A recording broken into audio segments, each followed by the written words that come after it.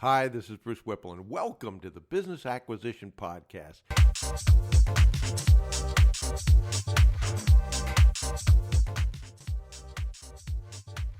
This is where we talk about how to acquire an already profitable business rather than build one from scratch. In the past 25 years, I've acquired several businesses, and I've also built several businesses from scratch. And I can tell you that it's a lot easier to do the former rather than the latter.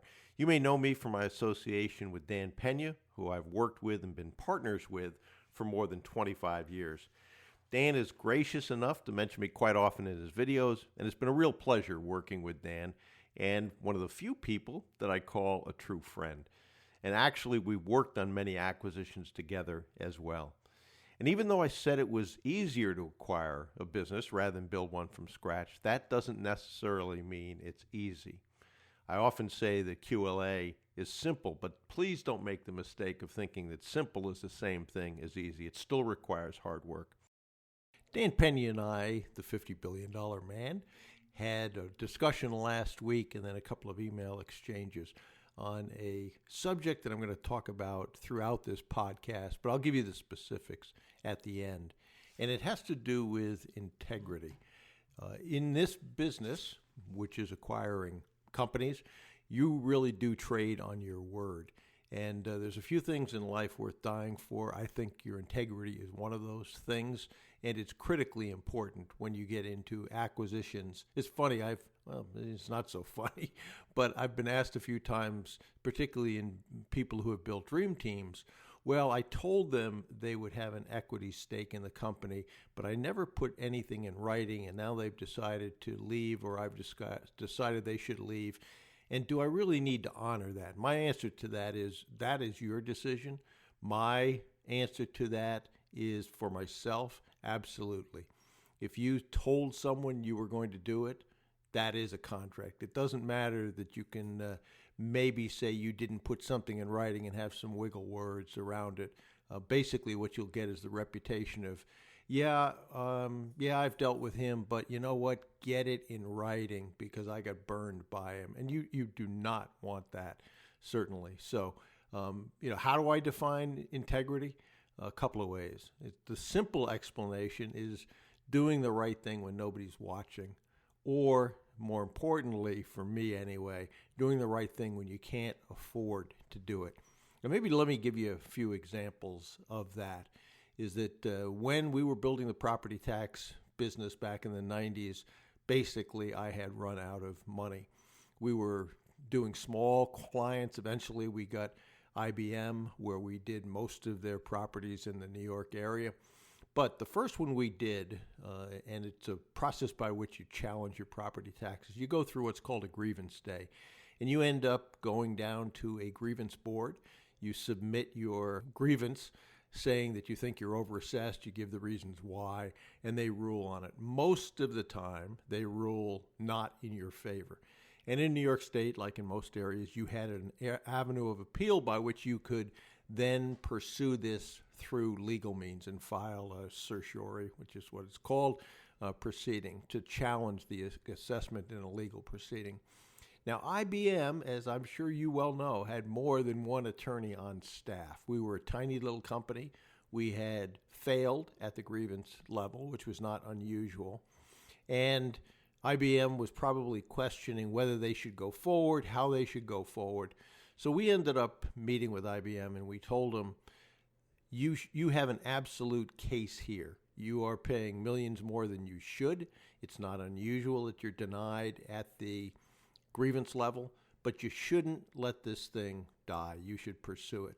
You have a staff of attorneys. If you want to have those attorneys pursue this, we can do that. And in fact, we will prepare basically the documents that they could use to prepare their case. If you want us to do it, we will end up securing an attorney. And my partner was an attorney, so we could do that, not within the company, but we could basically give him the work to do, and we can pursue it. But that's your choice. But please don't just let this opportunity go by. That was in a time that we did not have the cash to, quote unquote, have that go wrong. But the right thing to do was to give them the option. We had a fiduciary relationship to our client, which means you look out for your client's best interest more than your own, which most people find difficult to do. It's not so difficult if you have the right core principles. They ultimately said, look, you brought us to the dance. We're going to let you go ahead and do it. We ended up taking it forward. We ended up winning on their behalf. But it really was at a time when, as I said earlier, we couldn't afford to lose that money, but we did the right thing anyway. Now, of course, that's self-serving. It's a compliment to how we ran that business, but there's a really important lesson. Do the right thing particularly if you have a fiduciary relationship, for the other person. And the other thing I often say to people is, make believe your mother was sitting on your shoulder. Assume you have a good relationship and like your mother, or if she's passed on, the same thing. Imagine she was sitting on your shoulder. What would you do? Now, most people have a price at which they would sell their integrity. The prisons are full of people like that. But if you begin to say, okay, is this situation and the gain I'm going to get that price? The answer, usually, if you think about it, is no. I'm not going to cheat the other person for that amount. I'm not going to sell my integrity for that amount of money. So I would highly encourage you to think of those things. And critically important, in my opinion, is to remember you trade on your word, both positively and negative. So make sure.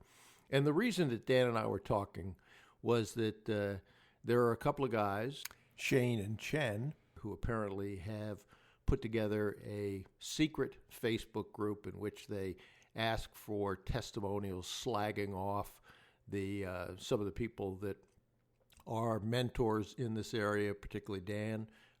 And you end up going to a seminar. They end up telling you what they think you need to know. They have you sign an NDA.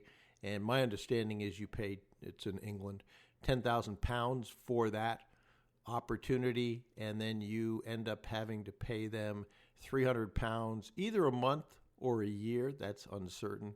Forever. Forever is a long time. Particularly when, at least my understanding is, that neither one of these guys has any track record behind them. P.T. Barnum, ages ago, said there's a sucker born every minute, and that is absolutely true. And I hate people who prey on people who are desperate, who are thinking that there's a magic bullet by which they can end up getting rich, and it's easy, and all they need to do is do a couple of things. The truth is, as with QLA, there's a process that works without any question, but it's not easy. Is it simple? Yes. Is it easy? No. We end up with failures? Absolutely. But the process works. Most of the time, if it looks too good to be true, guess what? Yes, you're right. It is too good to be true. So I would encourage you to remember that. Make sure that you deal with people that have a track record. Dan said it over and over again, investigate before you invest, and that is critically important. So it just drove that point home really, really hard for me this week when Dan and I were talking. We were talking about these two guys, basically what they've found in people who will pay this kind of money to them, where they have not done anything other than become reasonably proficient, it would appear, in fleecing people. And there's a reason they call con men con men. They are confidence men. They generate confidence in you. So do your homework, do your research, and the overriding in how you conduct your business is absolutely conduct your business as if your mother was sitting on your shoulder, and do the right thing when you can't afford. Those are basically my message this week. So I hope you take that to heart. I hope that you already have that as a core principle. We've all done things that we wish we hadn't in our past. You can learn from those. You can make sure that you don't repeat those going forward. So hold yourself to the absolute highest standard that you can. In the end, that will pay off with massive benefits for you. I am absolutely convinced.